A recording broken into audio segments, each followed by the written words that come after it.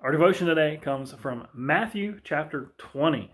We are going to look at the parable today that is at the beginning of this chapter, the parable of the master who hired. Before we look at it, remember to be in prayer for our church family. Today we're praying for my family, the O'Mara family, and we certainly appreciate your prayers. That's me and Amy and my son and our son Elliot and our daughter Morgan.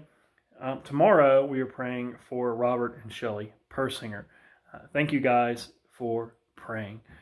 So, Matthew chapter 20, we see this parable. It says right at the very beginning, I'm sure this is a familiar parable to you. It says it teaches us, though, about the kingdom of heaven. And as I read through it today, I think that really what it stands out to me is it teaches us about fairness and equality in relation to the kingdom of heaven. It's an interesting story. We see this master, he goes out and he hires some people. He makes an agreement to pay them a certain amount, and they work for him all day long.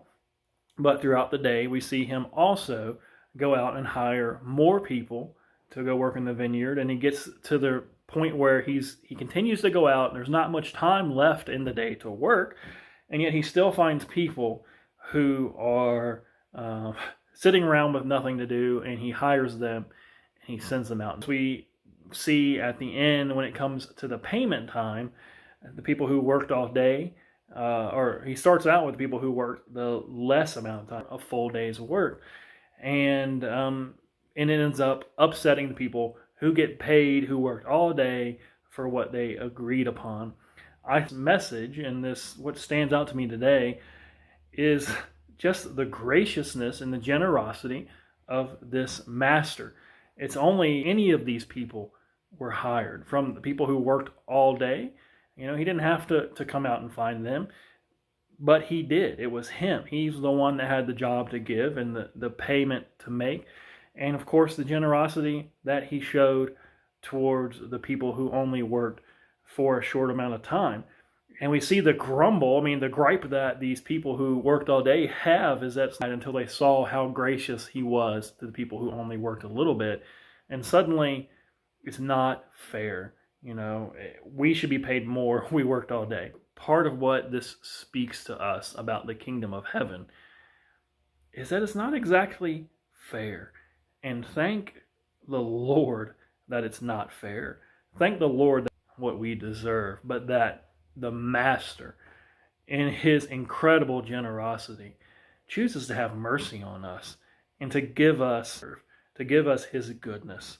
And sometimes I think we too much look at other people and think they're not deserving of this generosity that the master is showing. But that's not how the kingdom of heaven works. And when we do that, we're like these people who look at others and say, how can you be so generous to them? I deserve more. We are all desperately in need of the generosity of God. And, I think that's a message that can be hard to sink in. I think even for the disciples, we see their brains. Here in the next half of the chapter, you see them arguing about who's going to be the greatest and who's going to sit at the right and the left of Christ. And Jesus is talking about humility here. If the one who wants to be great should be humble yourself, have a correct view of yourself, recognize your need for God, and let's be excited to see God show mercy on other people and rejoice with them. That's what the people in this parable should have done. They should have been happy for those who got paid.